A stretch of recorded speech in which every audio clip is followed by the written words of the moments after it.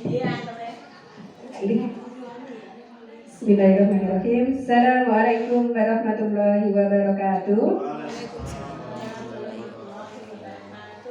Alhamdulillahirabbil alamin. Bapak Ibu semuanya, pada siang hari ini kita bisa bersama untuk berbagi ya, kita bersama mengikuti diseminasi budaya positif yang insya Allah nanti akan disampaikan oleh Ustadzah Julistioningrum SPD. Monggo kepada Ustadzah Juli kami persilakan.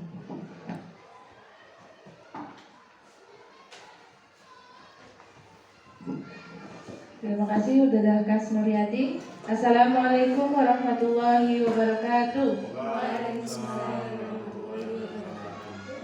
Selamat pagi.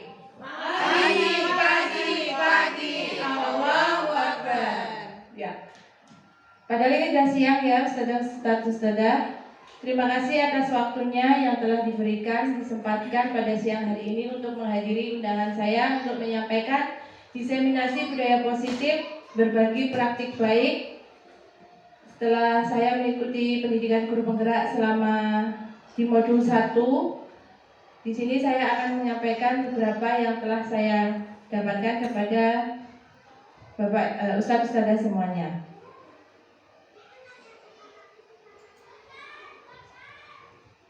Topik diseminasi pada siang hari ini adalah kita akan membahas yang pertama tentang disiplin positif dan nilai-nilai kebajikan universal. Yang kedua, teori motivasi, hukuman dan penghargaan serta restitusi. Yang ketiga, tentang keyakinan kelas. Dan keempat, kebutuhan dasar manusia. Kelima, 5 posisi kontrol. Dan yang terakhir adalah segitiga restitusi. Selanjutnya, yang pertama kita akan membahas tentang disiplin positif dan nilai-nilai kebajikan universal. Ustadzah, disiplin itu apa?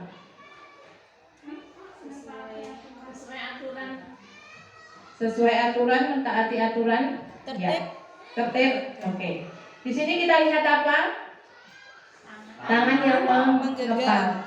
Seperti yang pernah kita praktekkan beberapa waktu kemarin, ketika 2 orang, satu mengepal tangan dan yang satu adalah harus melepaskan, bagaimana caranya? Sudah pernah kita praktekkan. Apa yang dapat kita simpulkan dari kegiatan yang kita lakukan kemarin itu? Mungkin Ustadzah Marni? Ketika kita itu diberikan sesuatu yang menarik sesuai dengan keinginan kita, maka kita akan mau melepas genggaman tangan kita. Iya, berarti siapa yang mengontrol? Kita melepas atau enggak, itu siapa yang mengontrol? Diri kita. Jadi diri kita ini yang mengontrol diri kita sendiri, pilihan kita atau apa yang akan kita lakukan itu adalah diri kita, bukan orang lain. Tapi semua itu juga tergantung diri kita juga, apakah kita mau dikontrol orang atau kita mau. Oke, selanjutnya seorang psikiater dan pendidik Dr. William Glasser dalam kontrol teori yang di kemudian hari berkembang dan dinamakan choice theory meluruskan beberapa miskonsepsi tentang makna kontrol.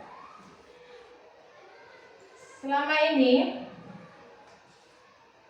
kita kan selalu berpikir bahwa guru selalu mengontrol murid, ya kan? Tindakan murid itu selalu ditentukan oleh guru. Dan juga kita juga berpikiran ada paradigma bahwa kritik dan membuat orang merasa bersalah dapat menguatkan karakter seseorang. Kita memberikan kritik kepada orang, itu mungkin kita tujuannya agar orang tersebut karakternya berubah. Tapi ternyata itu juga belum sepenuhnya benar. Kemudian juga ilusi bahwa semua penguatan positif efektif dan bermanfaat. Ada yang tahu penguatan positif itu contohnya apa? Penguatan positif. Iya betul, Ustazah. Pujian. Kita berpikir kalau pujian, kita berikan pujian kepada seorang anak itu, kita berharap anak itu akan mengikuti mau kita atau dia akan semakin berkembang. Ternyata ada juga dampak yang kurang baik dari pujian tersebut. Dan juga ilusi bahwa orang dewasa memiliki hak untuk memaksa. Kita, orang tua, sukanya memaksa anak-anak kita, anak didik kita agar menuruti kita. Pemaksaannya kita paling benar gitu nih. Nah, ada perubahan paradigma dari William Glasser tadi tentang teori kontrol. Ternyata hal itu pun kurang tepat. Selanjutnya, perubahan paradigma stimulus respon teori kontrol atau teori pilihan. Siapa sih sesungguhnya yang memiliki kontrol? Diri kita sendiri tadi ya. Kalau misalnya stimulus respon, pada awalnya kita berpikiran kita mencoba mengubah orang agar berpandangan sama dengan kita. Kita memaksa orang untuk sama dengan kita. Tapi menurut teori kontrol, kita tuh harus berusaha memahami pandangan orang lain tentang dunia. Setiap orang punya pandangan beda, alasan berbeda, motivasi yang berbeda. Jadi kita juga harus memahaminya. Kemudian perilaku buruk dilihat sebagai suatu kesalahan.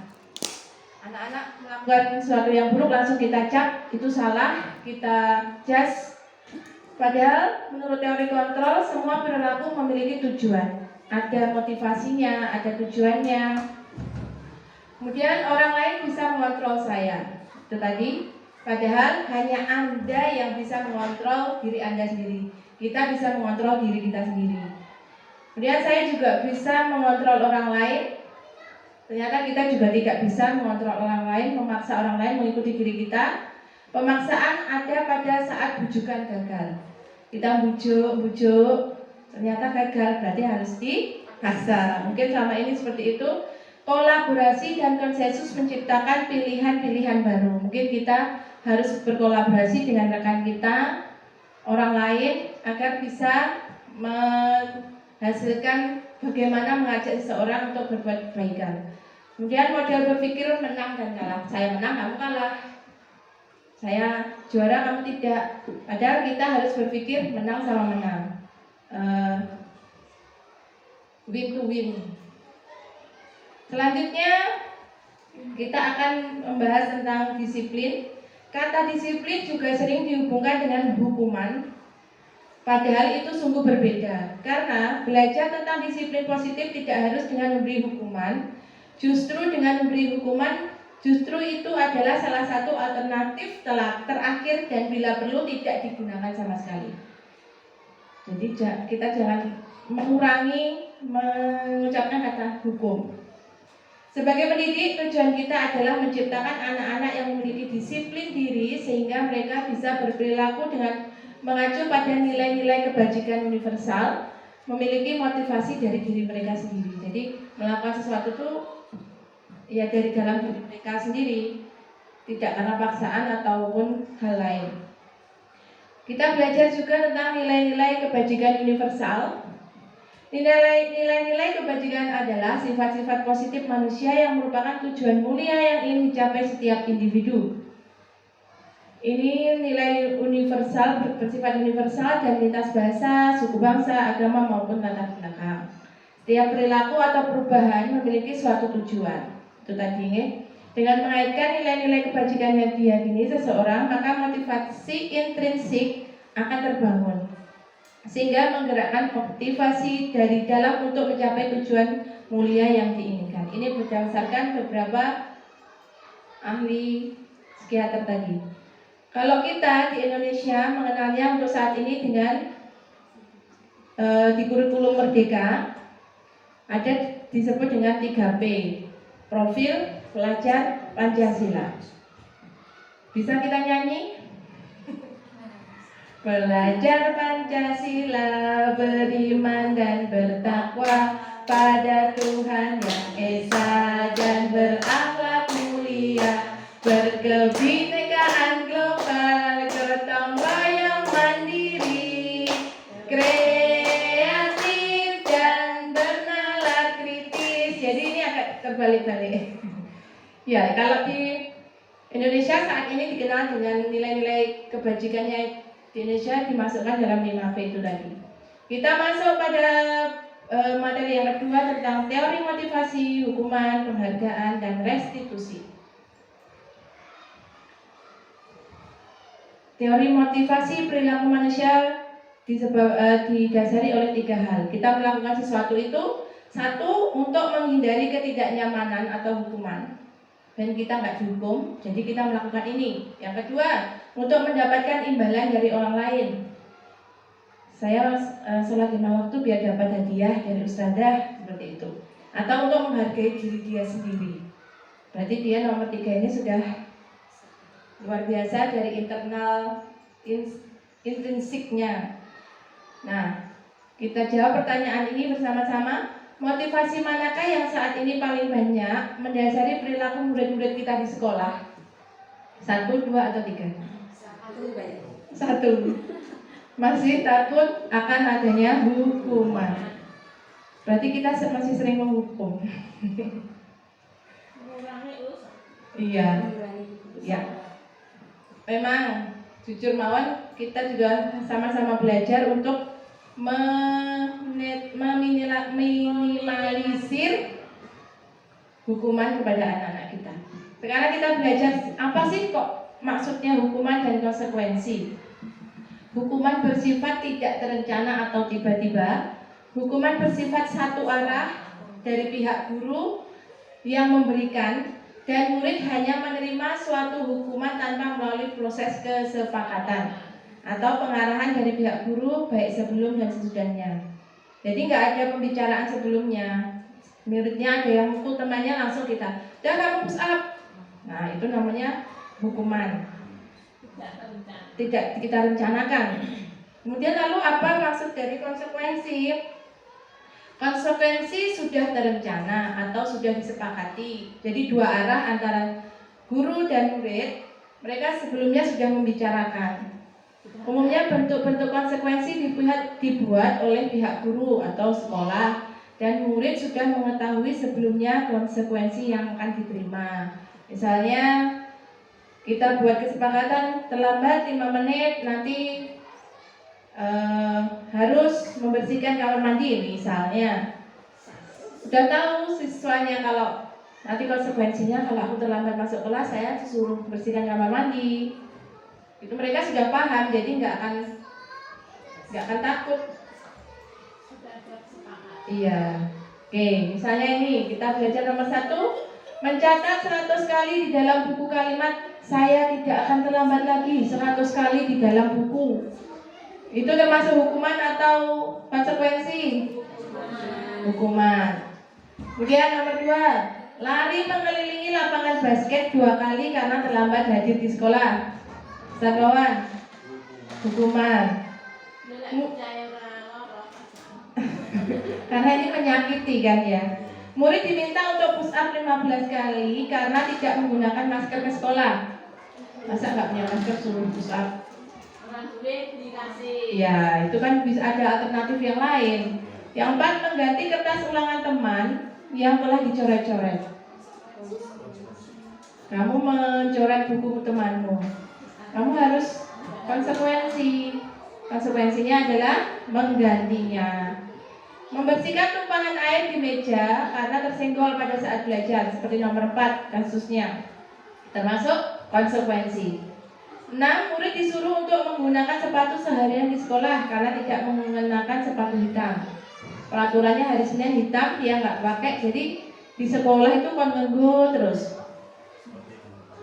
Ya, hukuman Pak.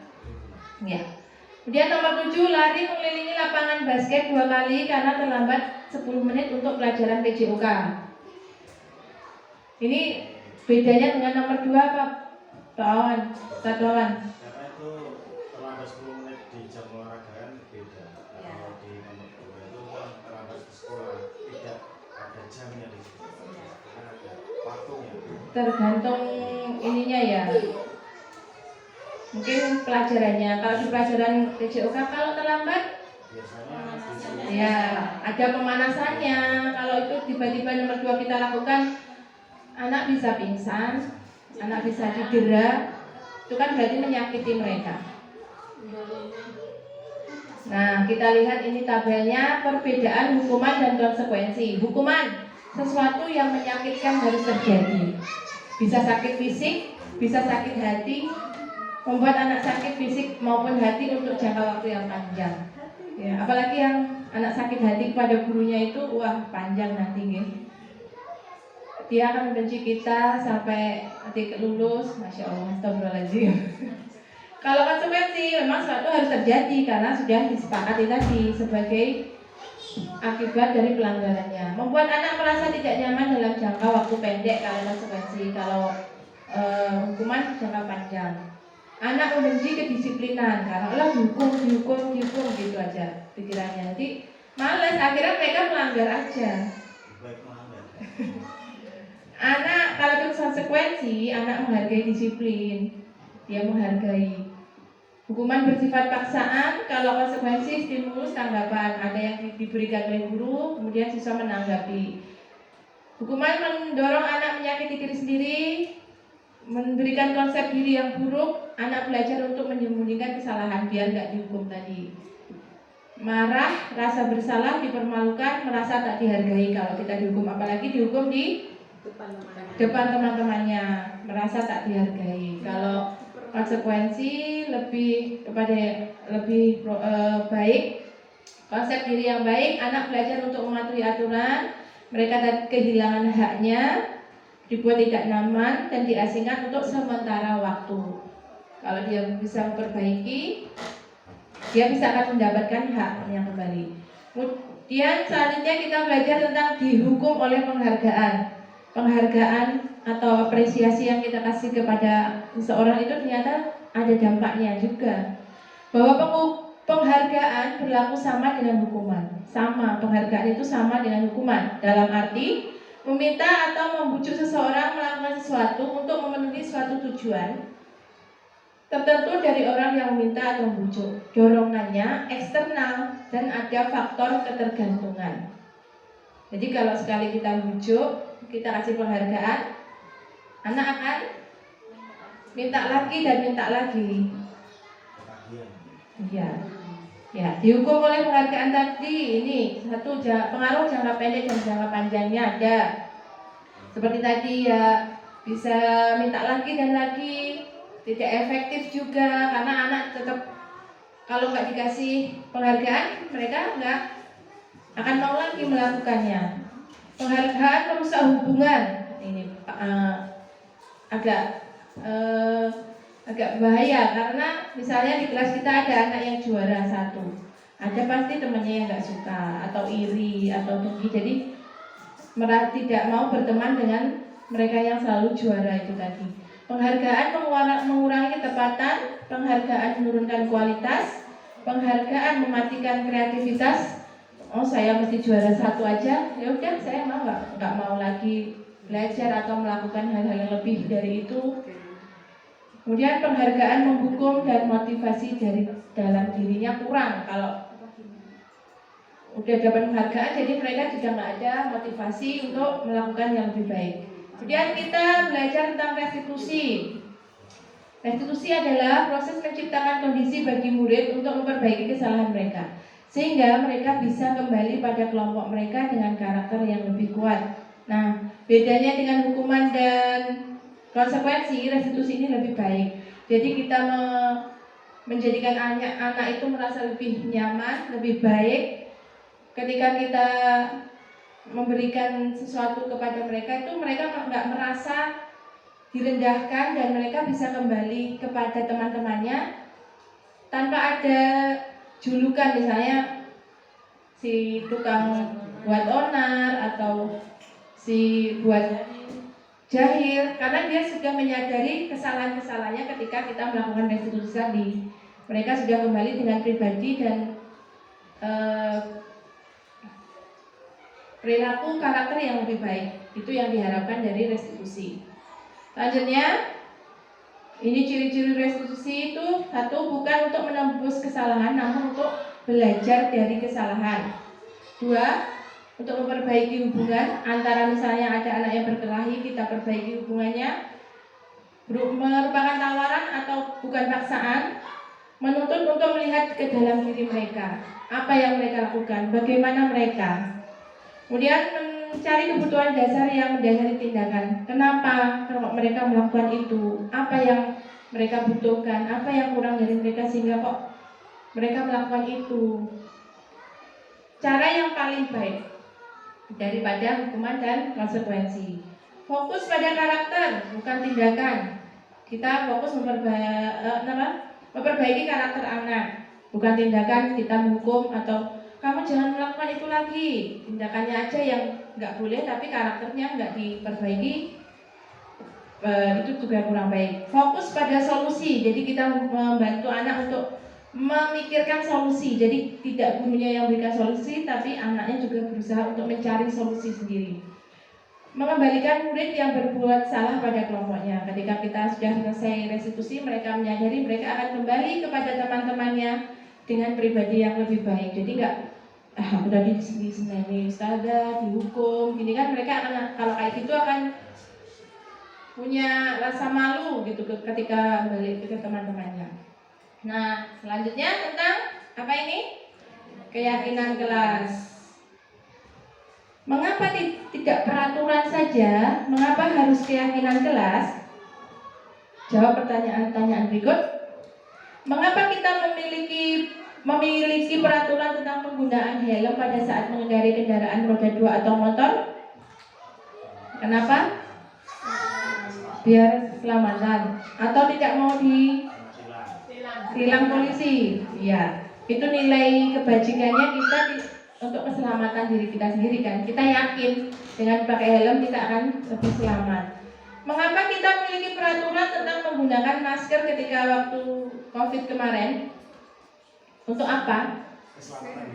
Keselamatan. Itu apakah ada paksaan? Apakah ada aturan? Ada himbauan.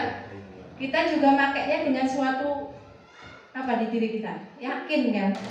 Saya yakin kalau pakai masker itu akan lebih selamat, lebih aman, kesehatan waktu kemarin COVID. Mengapa tidak peraturan saja? Mengapa harus keyakinan kelas? Karena nilai-nilai keselamatan atau kesehatan inilah yang kita sebut sebagai suatu keyakinan pada dua kasus tadi, yaitu nilai-nilai kebajikan universal yang disepakati secara tersirat dan tersurat, lepas dari latar belakang suku, negara, bangsa, bahasa maupun agama. Jadi semua orang sepakat dengan hal itu. Di sini masyarakat Magetan sama Madiun sama Jakarta semua sepakat dengan, semua yakin juga kalau memakai naik motor harus pakai helm. Itu di luar peraturan, mau ada peraturan atau enggak, kita sudah yakin, kita sepakat memakainya. Selanjutnya, pembentukan keyakinan sekolah atau kelas. Nah, ketika kita buat keyakinan kelas, kita ada harus tahu dulu apa sih maksud dari keyakinan itu, keyakinan sekelasnya itu. Keyakinan kelas bersifat lebih abstrak daripada peraturan, lebih rinci dan konkret. Peraturan kan panjang, banyak, nggak boleh ini. Kalau keyakinan lebih abstrak atau nggak terlalu diperinci seperti itu. Kemudian keyakinan kelas berupa pernyataan-pernyataan universal lebih luas. Pernyataan keyakinan kelas senantiasa dibuat dalam bentuk positif. Seperti yang kita tahu, jangan pakai kata apa? Tidak atau jangan. Misalnya jangan berlarian di kelas. Kita ganti bagaimana? Jalan mas. Mas jangan lari-larian di musola. Mas jalan. Kalau ada yang murid kita naik pohon, jangan naik, malah naik. Kalau Ustaz Sur kemarin sudah berdoa belum mas? Mereka akan turun. Ya, kemudian keyakinan kelas hendaknya tidak terlalu banyak sehingga mudah diingat. Tidak perlu banyak-banyak, 5 atau 6 aja cukup. Keyakinan kelas sebaiknya tersebut yang dapat diterapkan di lingkungan. Jadi sesuaikan kelas 1 yang bisa dilaksanakan oleh anak-anak kelas 1. Jangan yang terlalu berat yang untuk kelas 6 itu anak-anak bisa diterapkan. Semua warga kelas hendaknya ikut berkontribusi. Jadi kesepakatannya, keyakinannya dari guru juga, anak-anak malah yang memberikan ide atau pendapatnya. Bersedia meninjau kembali keyakinan kelas dari waktu ke waktu. Jadi bisa tiap bulan ganti atau 1 semester. Ini prosedurnya. Nanti bisa dipraktekkan ustadz-ustadzah di kelasnya. Mempersilahkan warga sekolah atau murid-murid di sekolah untuk bercurah pendapat. Jadi mereka, apa kita pancing, apa peraturan kesepakatan kelasnya?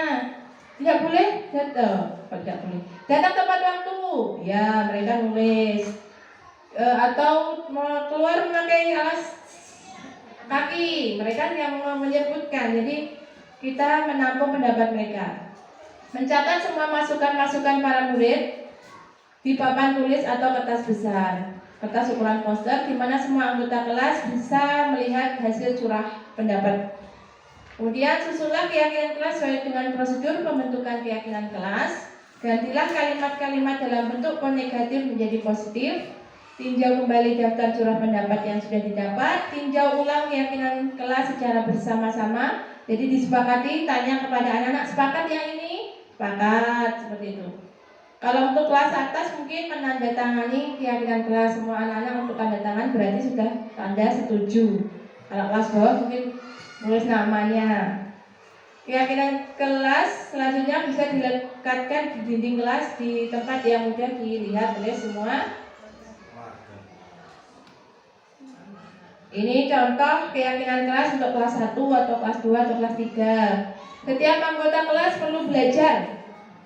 Simple, jadi semua belajar, cukup. Semua anggota kelas perlu senang, perlu melakukan tugas, mengerjakan tugas, saling menghargai dan rasa aman. Jadi kalimatnya simple, anak-anak langsung belajar, senang, melakukan tugas, menghargai, aman gitu. Menyayangi teman, menghormati ustadz-ustadzah. ya itu simple kan harus kayak gitu. Kalau kelas 5 mungkin bahasanya akan lebih tinggi. Lalu bersikap positif. Kalau kelas 1 nggak tahu mungkin artinya positif itu apa. Senantiasa menjadi diri terbaik. Mereka udah ngerti, oh diri terbaik, oh berarti diri saya harus yang berlomba untuk menjadi diri yang terbaik. Percaya dan menghormati orang lain serta barang miliknya. Ini tadi rasa aman kalau kelas bawah tadi. Berkomitmen terhadap setiap tugas. Kalau kelas bawah cukup mengerjakan tugas. Kalau kelas atas ada berkomitmen, bukan berat ya. Kemudian senantiasa membantu atau saling membantu. Nah ini contoh yang saya lakukan di kelas. Ini dokumentasinya. Anak-anak menulis di sticky note. Kita kasihkan mereka menulis apa aja yang mereka inginkan. Kemudian mereka taruh di papan tulis. Ini saya pisahkan antara anak putra dan putri dengan warna yang berbeda. Setelah terkumpul semuanya, nanti kita baru memetakan kira-kira yang sama apa aja. Nanti kita sepakati. Misalnya yang banyak yang bercurah pendapat datang tepat waktu. Oh banyak yang seperti ini, berarti kita sepakat. Kita tanyakan pada anak-anak seperti itu. Ini kalau ini dokumentasi secara videonya. Ibuku, mama.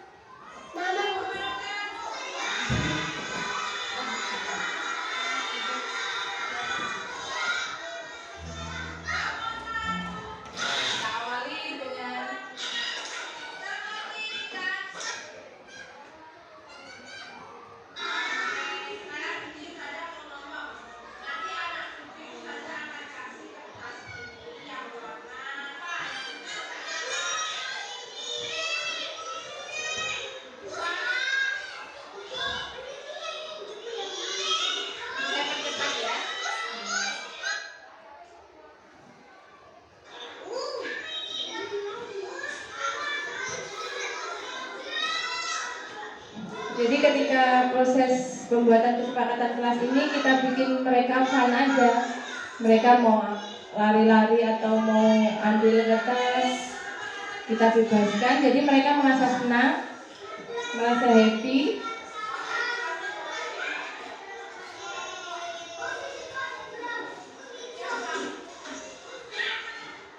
Jadi kalau kelas 1 ya seperti itu, jadi bolak-balik, tanya ini boleh enggak, semua boleh. Salah benar itu nanti ya. Nah kalau kelas bawah tadi, kelas atas bisa tanda tangan, kalau kelas bawah bisa diberikan nama.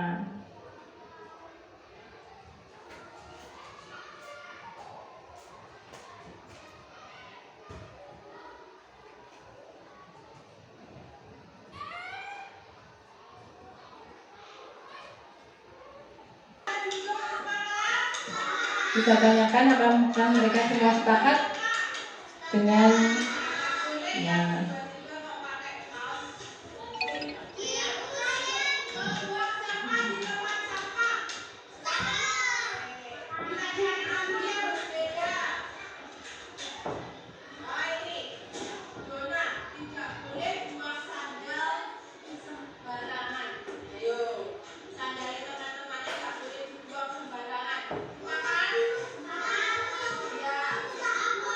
Nah, kira-kira seperti itu. Kalau sudah semua terfasilitasi,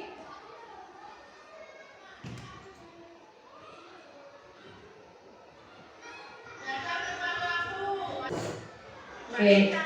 Ini refleksi dari murid. Belajar keuangan jelas kalau Mbak Rita nggak membuat tempat sampah di tempat sampah, terus dengan adanya kesepakatan kelas Mbak Rita jadi gimana? Jadi membuang sampah di tempat sampah. Iya. Mereka masih sangat polos, tapi mereka ketika proses pembuatan kesepakatan kelas sangat merasa senang karena mereka bebas. Semua pendapat mereka kita tampung, boleh semuanya, nggak ada yang salah. Makasih Mbak Rita. Najwa, gimana perasaannya ketika kita belajar Mbak Najwa? Selanjutnya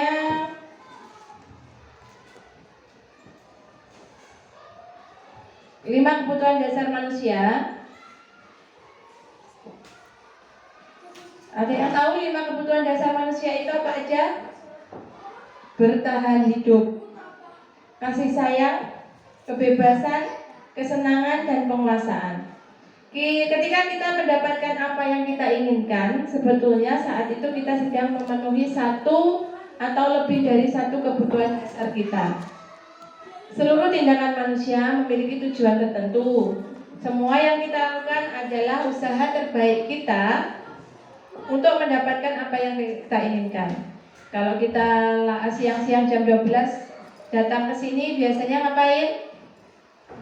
Makan. Itu salah satu untuk memenuhi kebutuhan apa? Bertahan hidup. Ya, bertahan biar sampai sore kita kuat. Kemudian kita akhir pekan jalan-jalan ke Jalan Tembus, ngapain? Oh iya, kita ingin memenuhi kebutuhan akan kesenangan. Misalnya ada kasus seperti ini. Ibu Ani, guru kelas 5 di SD Pelita Hati sedang bingung menghadapi ulah salah satu murid di kelasnya, Agus. Beberapa anak telah datang dan mengeluh Agus yang seringkali meminta bekal makan siang mereka dengan paksa. Jika Anda menghadapi situasi seperti ini, apa yang akan Anda lakukan? Menurut Anda, kira-kira apa alasan Agus melakukan? Ini sering terjadi di anak-anak kita. Nah, dalam konteks penerapan disiplin positif, Ibu Ani sebaiknya mencari tahu dulu apa alasannya Agus. Harus tahu dulu alasannya, jangan langsung dimarahi ya. Tindakan tersebut akan memenuhi kebutuhan mana yang sedang berusaha untuk dipenuhi Agus. Mungkin Agus emang pengen seperti lauknya temennya, oh berarti dia emang butuh kesenangan atau seperti temannya. Apakah jawaban Agus karena ia lapar dan orang tuanya tidak membawakannya bekal makan siang? Berarti ini adalah dia ingin bertahan hidup. Kalau Agus menjawab ia senang temannya jadi memperhatikan dia. Berarti dia nyari perhatian seperti itu. Kebutuhannya dia pengen dicintai dan dikasih sayangi, untuk diterima, dia diakui gitu loh. Oh, saya itu ada di tengah-tengah mereka. Kemudian apabila jawabannya Agus, dia merasa hebat karena temannya jadi takut dan menuruti keinginannya. Ada yang apa ya? Dia tuh ini loh aku preman ya. Mungkin dia pengen diakui atau penguasaan, pengakuan atas kemampuan. Tapi kalau jawabannya Agus, dia merasa bosan dengan bekal yang dibawakan ibunya karena selalu membawa bekal yang sama, Senin sampai Jumat bekalnya sama. Jadi dia itu ingin memenuhi kebutuhan akan kebebasan, akan pilihan. Dia tuh sebenarnya pengen lauk kayak temennya. Ibunya lauknya sama terus. Jadi dia tuh pengen bebas, pengen berganti. Ini terjadi benar ya Ustazah di kelas 1. Kalau jawabannya Agus karena iseng saja, dia menikmati ekspresi wajah temannya yang kesal karena diambil makanannya. Ada juga yang seperti ini. Dia senang kalau melihat temannya nangis, temannya sedih, itu dia senang. Kita belajar selanjutnya tentang 5 posisi kontrol. Guru itu ketika menghadapi semua kasus-kasus murid, ada beberapa posisi, ada 5 itu tadi. Tapi ada yang dikategorikan identitas yang gagal. Ada juga yang berhasil atau sukses.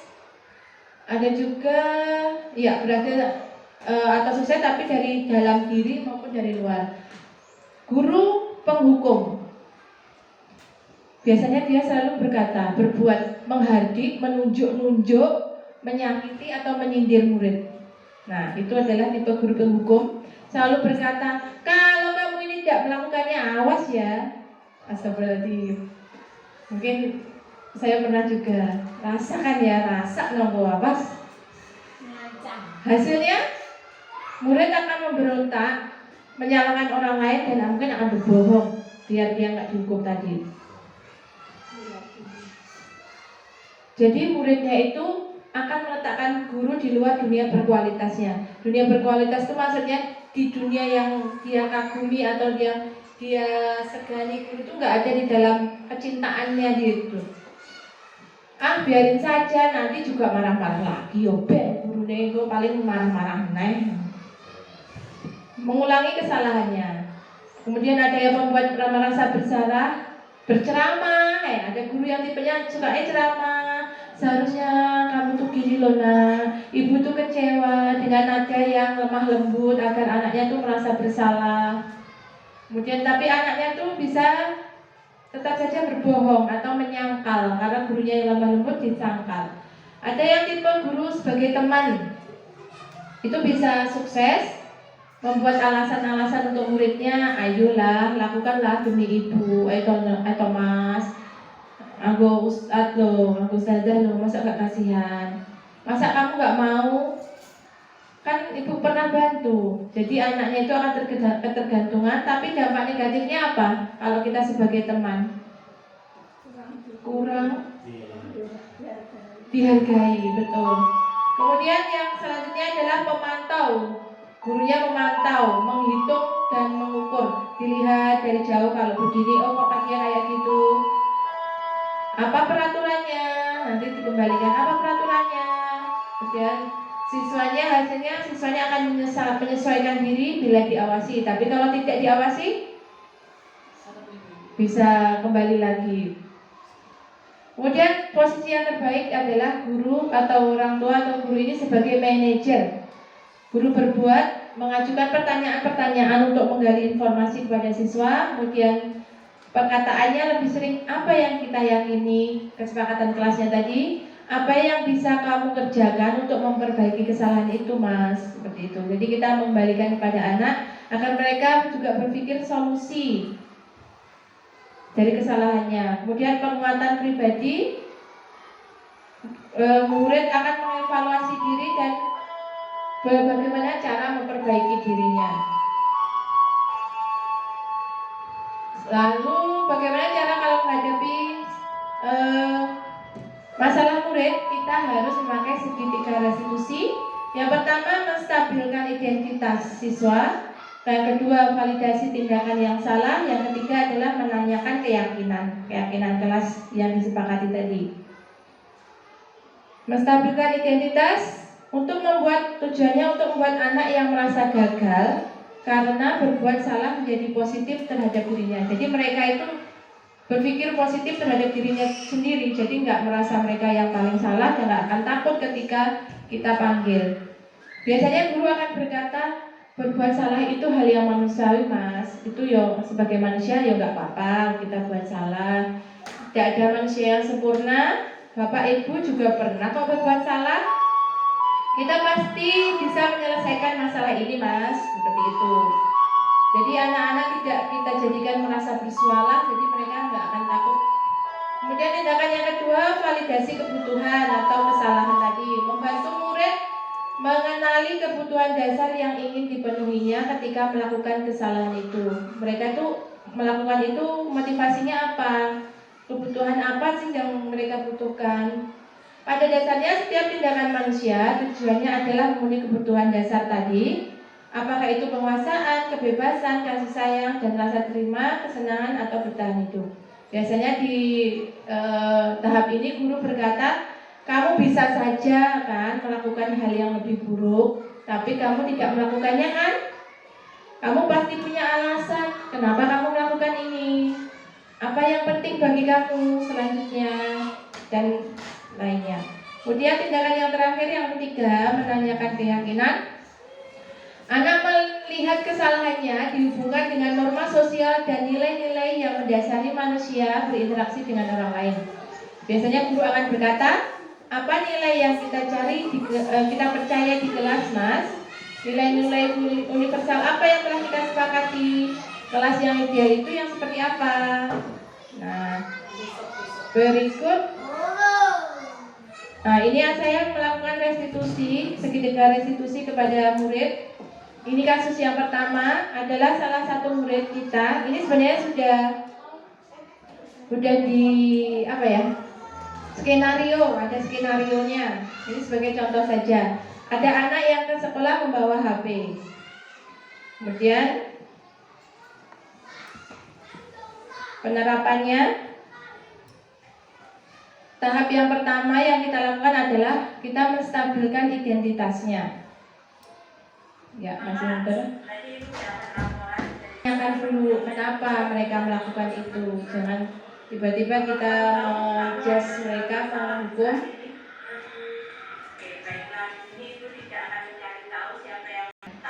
Kamu kok begitu senang tau tadi lihat kamu tuh kalau kancamu main HP kalau ketawa-ketawa, kalau guyon, kalau senang, berarti tindakannya itu kan kurang tepat. Jadi membuat lingkungan di kelasnya jadi rame, teman-temannya nggak mau belajar pada ikut lihat HP semua. Jadi tindakan dia yang salah itu kita pertegas. Ketiga, menanyakan keyakinan kelas. Membuat mereka memikirkan solusi.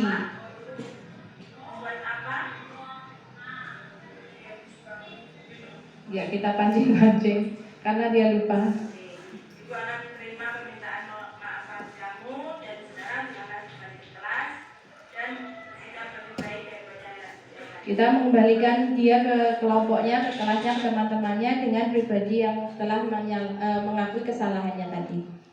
Kemudian ini contoh yang kedua, kasus kedua. Ya, bintangnya masih sama. Kelas. Menstabilkan identitasnya agak berbeda dengan yang pertama tadi.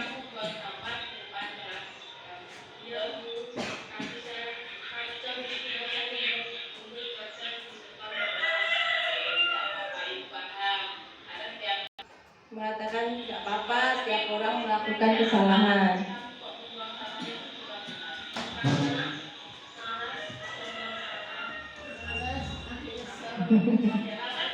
Kita tindakannya yang salah tadi kita pertegas, kita inikan sehingga dia sampai dia mengakuinya.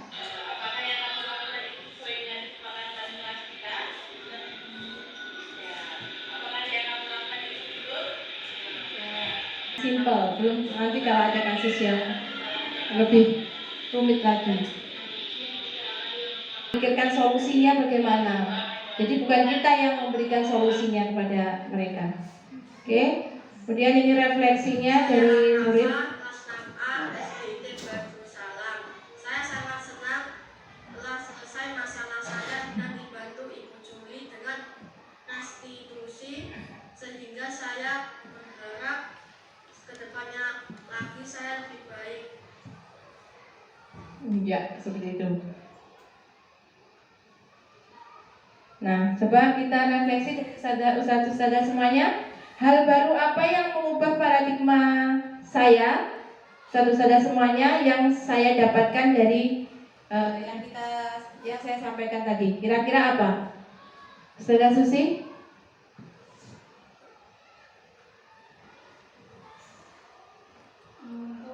Motivasi kita untuk selalu berdisiplin dan mendisiplinkan murid. Ya, kita berdisiplin diri kita, mulai dari diri kita dan juga untuk mendisiplinkan murid-murid kita. Nomor yang kedua, refleksinya, perasaan apa yang muncul selama mengikuti diseminasi ini, khususnya mengenai makna disiplin dan motivasi intrinsik. Ustadz Kawan mungkin? Semangat dan senang. Semangat dan senang, ya. Kita belajar hal baru. Oke, mungkin ada yang mau ditanyakan? Bu Sandika?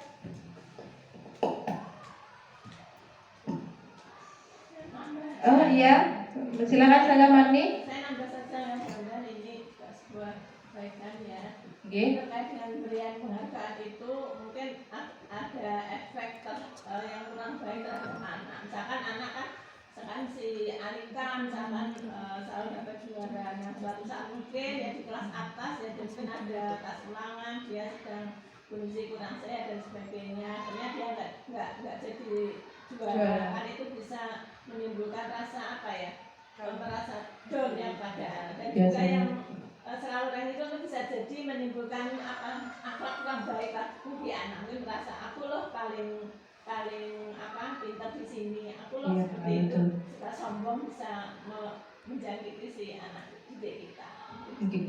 Makanya kita di kurikulum Merdeka dan K13 kemarin tidak ada ranking atau peringkat kelas. Walaupun orang tua murid pasti bertanya, kan ada ininya legernya, tahu aja mereka. Tapi sebisa mungkin kita menjawabnya dan disepakati juga kalau setiap anak kita itu memiliki kelebihan di bidang masing-masing. Jadi nggak bisa dari angka seperti itu. Mungkin ada yang mau bertanya lagi atau memberikan saran? Ya, saya rasa cukup. Demikian pemaparan dari saya tentang budaya positif. Terima kasih atas perhatian ustadz-ustadzah semuanya. Mohon maaf apabila ada kesalahan. Saya akhiri. Wabillahi taufiq wal hidayah. Wassalamualaikum warahmatullahi wabarakatuh.